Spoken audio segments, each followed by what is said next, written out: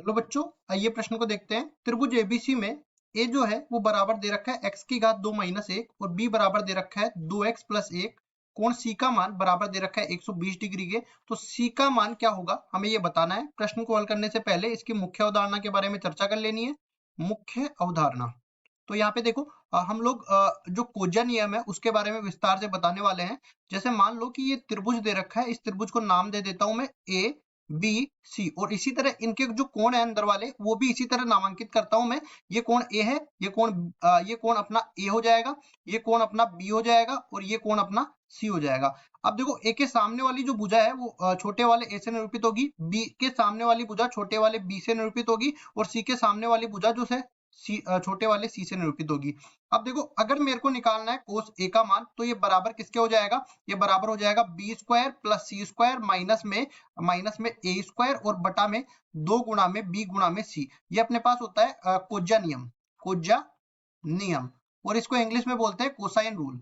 अब देखिए इसी तरह अगर मैं कोस बी का मान निकालूंगा तो भी इसी तरह याद रखूंगा। बस इतना याद रखो कि जिस भी कोण का मान यहाँ पे ले रहे हो वो माइनस के साथ आएगा और बाकी सारा जो है यहाँ पे इसके अलावा जो भी भुजाएं हैं वो यहाँ पे आने वाली है। तो चलते हैं सवाल में जैसा कि हमें दिया गया है ए का मान दिया गया है x की घात 2 माइनस में 1 के बराबर, बी का मान दिया गया है 2x प्लस 1 के बराबर, कोण सी का मान दिया गया है 120 डिग्री के बराबर। तो हमें सी का मान ज्ञात करना है। तो बेसिकली मेरे को एक चीज दिख रही है कि अगर मैं यहाँ पे कोस सी का मान निकालूंगा ना तो मेरे पास सी भुजा निकल के आ जाएगी। तो सीधा सा मैं पहले तो कोस सी का मान सूत्र लिख देता हूँ। ये बराबर किसके आ जाएगा, ए का वर्ग प्लस बी का वर्ग माइनस में सी का वर्ग बटा में 2 गुणा में 1 गुणा में बी। तो ये कितना बन जाएगा, देखो कोस सी की जगह कितना है, कोस 120 डिग्री, तो कोस 120 डिग्री रख दिया और यहाँ पे देखो एक की जगह क्या है एक्स स्क्वायर माइनस 1, इस पूरे का वर्ग हो जाएगा, प्लस बी की जगह है 2x प्लस 1, इसका वर्ग हो जाएगा, माइनस में सी का वर्ग इसी तरह रहने वाला है और नीचे भाग लग जाएगा 2 गुणा में एक्स स्क्वायर माइनस 1 और गुणा में 2x प्लस 1 का। अब देखो कोस 120 डिग्री का मान किसके बराबर होता है, माइनस 1 बटा 2 के बराबर होता है। तो वज्र गुणा कर देते हैं या फिर पहले ही 2 से 2 काट देते हैं। तो ये पूरा किसके बराबर बनेगा, देखिए एक्स स्क्वायर माइनस में 1 इस पूरे का वर्ग प्लस 2x प्लस 1 इस पूरे का वर्ग माइनस में सी का वर्ग। ये तो अंश रह गया था और दूसरी तरफ देखो ये 2 तो 2 से कट जाएगा और यहाँ पे ये माइनस के साथ ये गुणा हो जाएगा। तो कुल मिला के क्या बनेगा, एक्स स्क्वायर माइनस में 1 गुणा में 2x माइनस प्लस का 1 और ये माइनस यहाँ से गुणा हो जाएगा।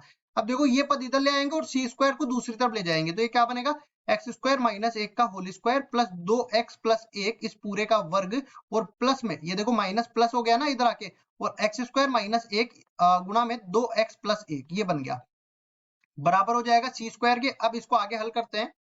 यहाँ देखो मैं कुछ सर्व समीकरण लिख देता हूँ। सर्व समीकरण कुछ इस तरह से है, अगर a प्लस बी इस पूरे का वर्ग करना चाहूँ तो ये बराबर हो जाता है a का वर्ग प्लस b का वर्ग प्लस 2 गुणा a गुणा में b के बराबर। अगर यहाँ पे माइनस आ जाता है तो इधर भी माइनस आ जाता है। अब इसी तरह a प्लस बी प्लस सी इस पूरे का वर्ग करना चाहे तो ये बराबर हो जाता है a का वर्ग प्लस b का वर्ग प्लस c का वर्ग प्लस 2 गुणा में a गुणा में b प्लस 2 गुणा में b गुणा में c प्लस 2 गुणा में a गुणा में c। ये दोनों सर्व समीकरण यहाँ पे काम आएगी। तो इसको आगे हल करता हूँ। तो देखिए इसको आगे बढ़ाते हैं तो ये बन जाएगा x की घात 4 माइनस में 2x की घात 2 प्लस 1 और इसको भी करेंगे तो ये बन जाएगा 4x की घात 2 प्लस 4x प्लस 1।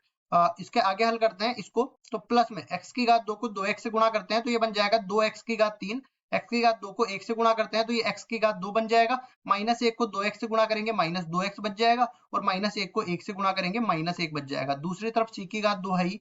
अब इसको आगे और सरल कर लेते हैं तो देखो x की घात 4 का एक ही पद है और x की घात 3 का भी एक ही पद है, 2x की घात 3, x की घात 2 के पद देखो ये है और ये है, तो 4 और 1 5, 5 माइनस 2 3, तो प्लस का 3x की घात 2 बन गया।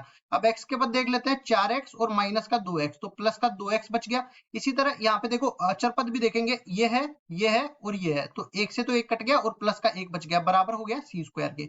अब इसको थोड़ा सा हल करेंगे, ध्यान से देखना। यहाँ से देखो आप एक चीज देख सकते हो, इसमें भी 2x की घात 3 है, इसमें भी 2x की घात 3 है, तो इस रूप में मैं बनाऊंगा इसको। तो ये क्या बनेगा, देखो c की घात 2 बराबर में x की घात 4 तो है यहाँ पे और ये पूरा क्या बनेगा, इसमें से अगर मैं एक्स स्क्वायर और 2x स्क्वायर को दोनों को अलग अलग कर दूं तो एक्स स्क्वायर तो इसके साथ आ जाएगा प्लस 1 भी इसके साथ आ जाएगा और प्लस में ये देखो 2x की घात 3 अकेला पद है और 2x की घात 2 ये पद है और 2x ये पद है।